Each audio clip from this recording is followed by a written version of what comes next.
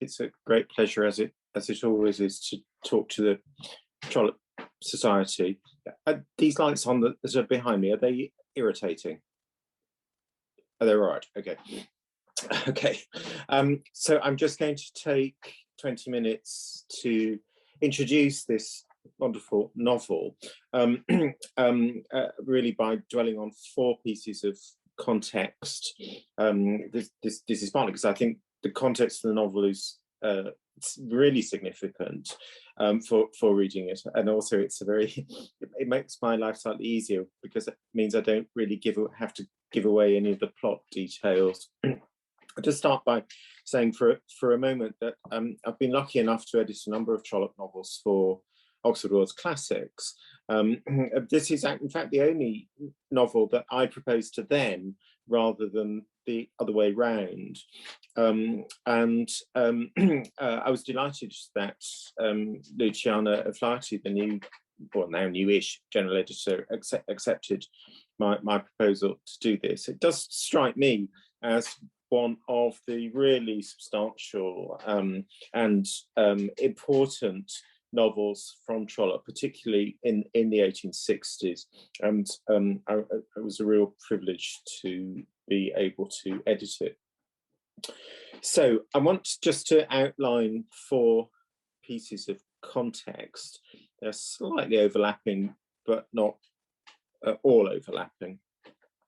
And they go from the sort of what might initially appear to be the micro detail to much bigger issues about literary fame in the 1860s. So I'm going to start with what might seem a very remote and obscure point, but it seems to me to be very important. And that is to say, this is the first extended piece of fiction that Trollope wrote in Waltham House, in Waltham Cross. He and Rose had just bought this rather grand house. It doesn't exist anymore.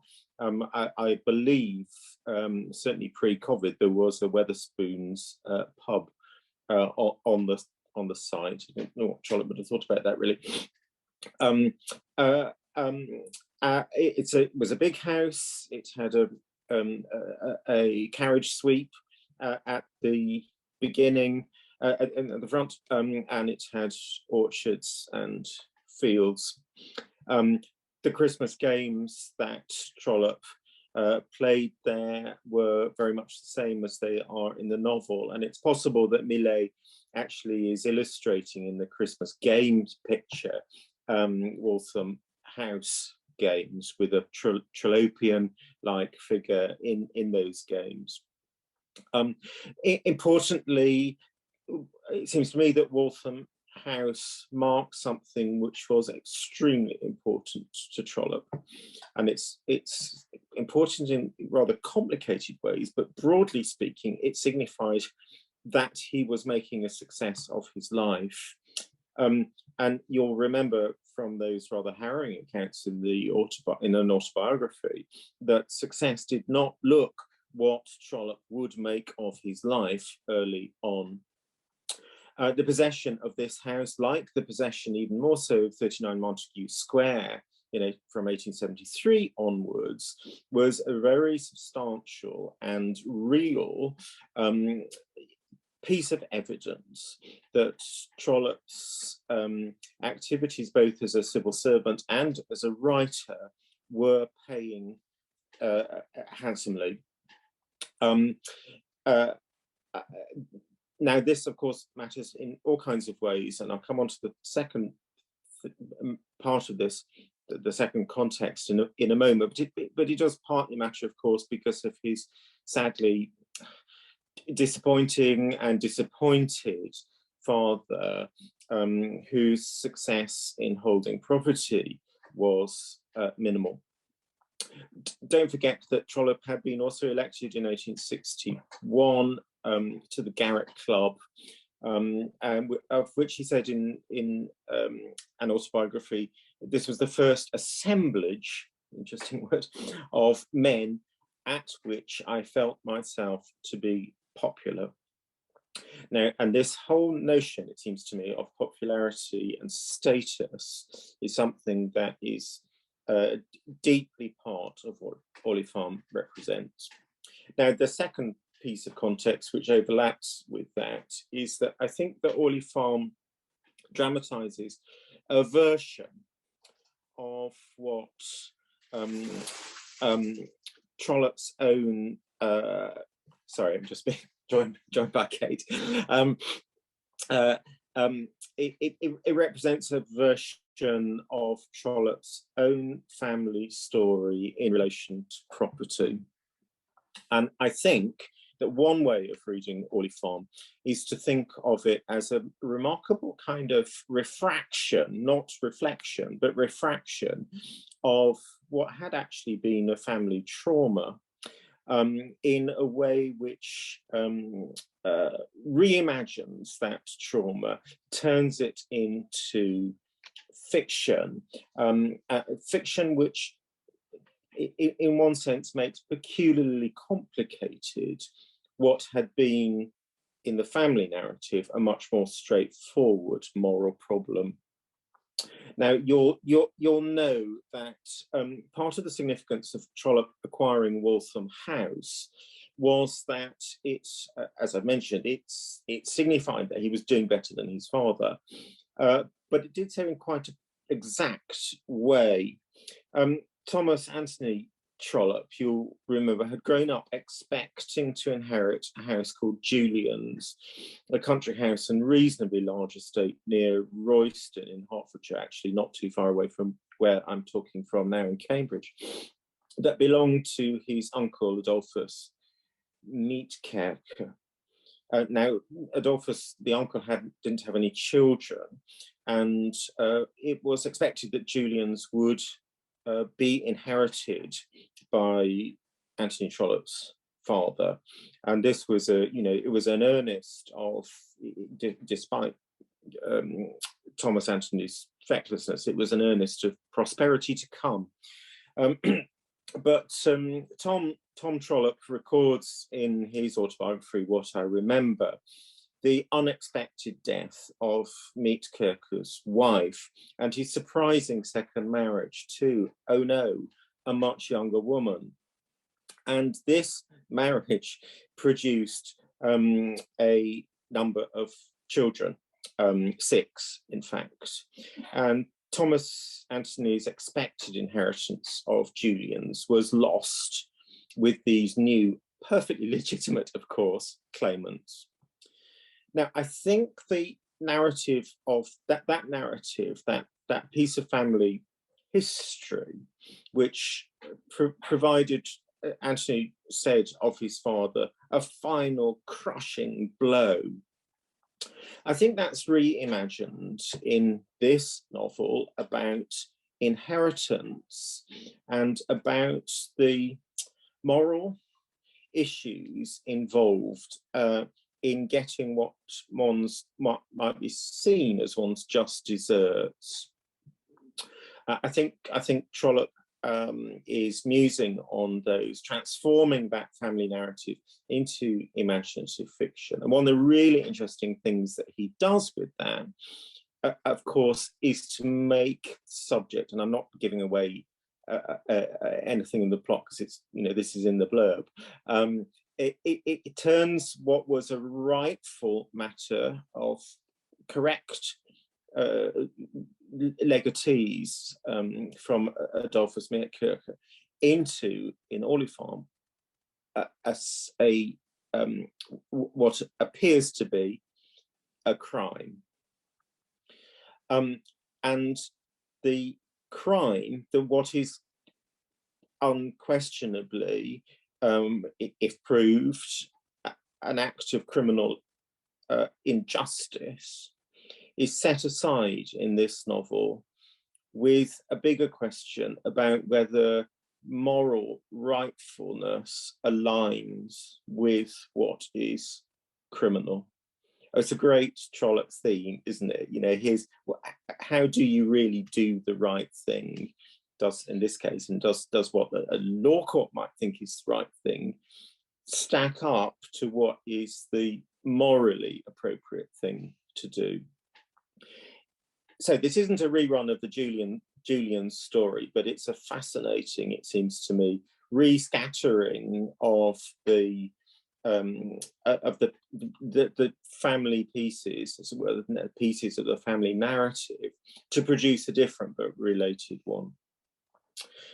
The third piece of context takes back in a way to Trollope's pride about having bought Waltham House. Look what I've done, I'm making a success of my life.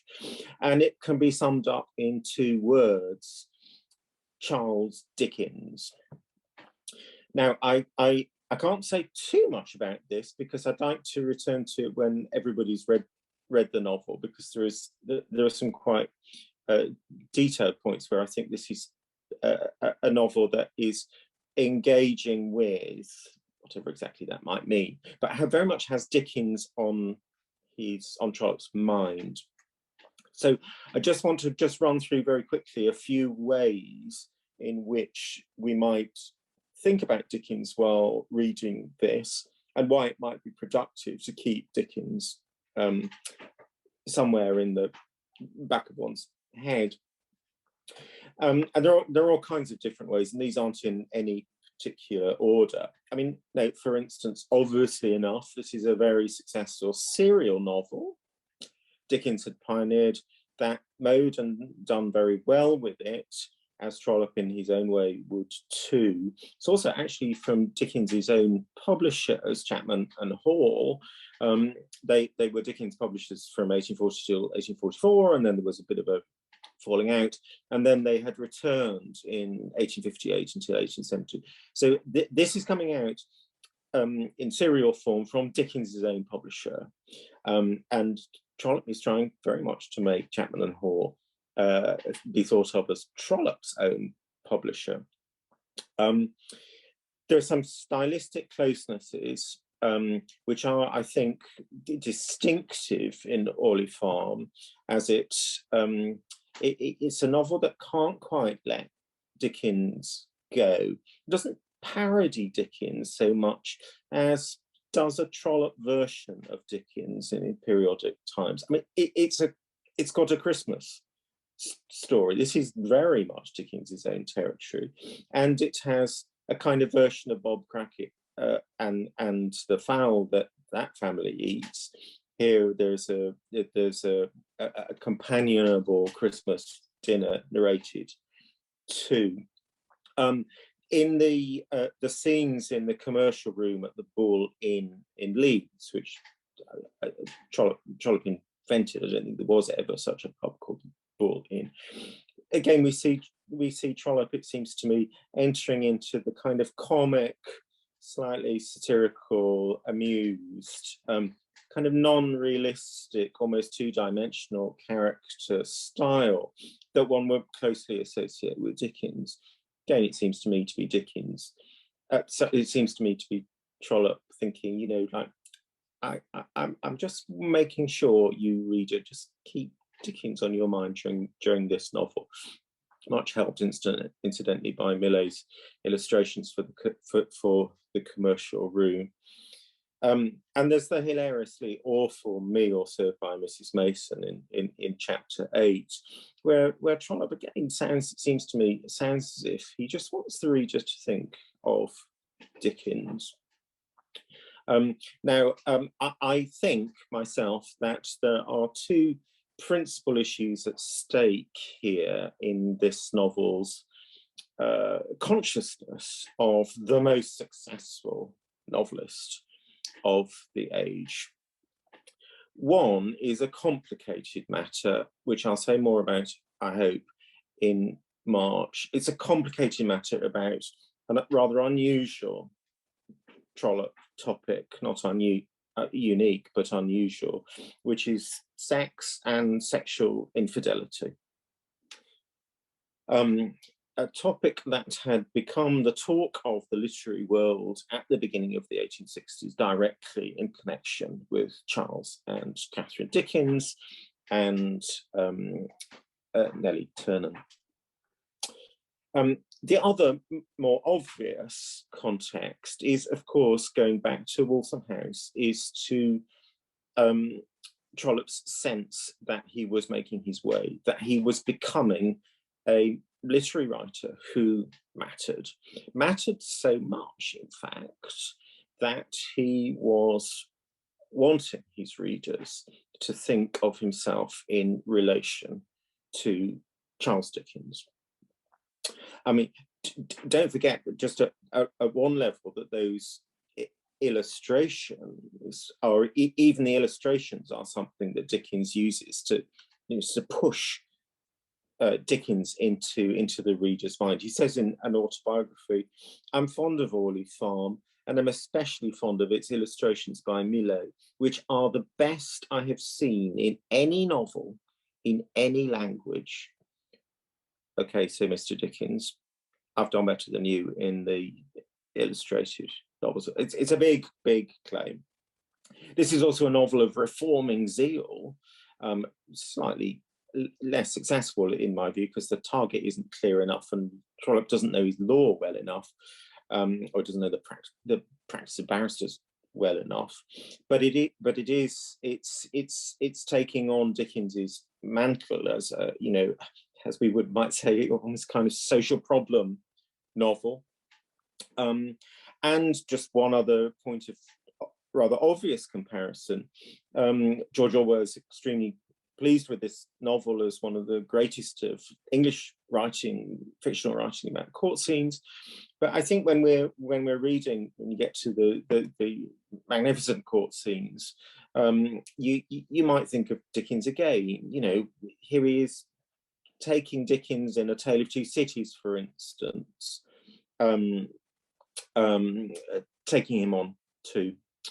And the final point is a sort of much more local point, but I think it's a local example which just might point to a moment of turn. We can't be sure about this, but a moment of turn in Trollope's sense of himself as somebody with a potential to be successful.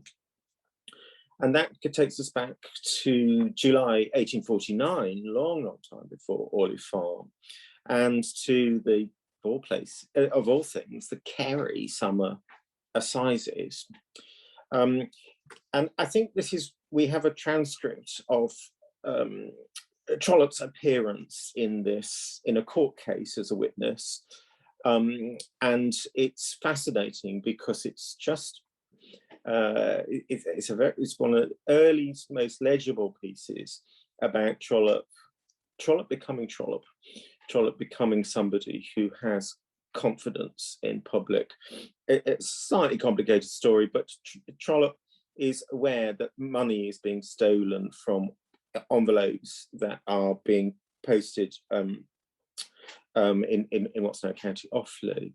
And he designed, he marked a sovereign in almost invisible ways, but recognizable to him, which he then posted and used his position as a inspector of the post to see where this envelope went. And he eventually found that the sovereign had been removed by a pretty unpopular, well, the strong suspicion was by a postmistress called Mary O'Reilly. And he appeared in court as a witness in those assizes, faced by, of all people, Isaac Butt.